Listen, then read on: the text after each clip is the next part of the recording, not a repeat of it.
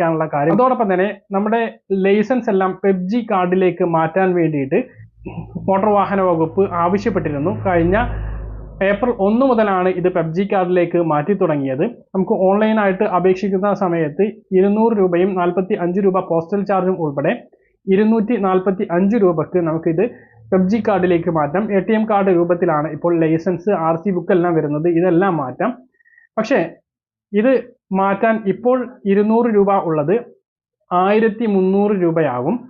അത്രയും തുക കൂടാൻ വേണ്ടി പോവുകയാണ്. ഈ മാർച്ച് കഴിഞ്ഞാലാണ് ഇത്രയും തുക വർദ്ധിക്കുക.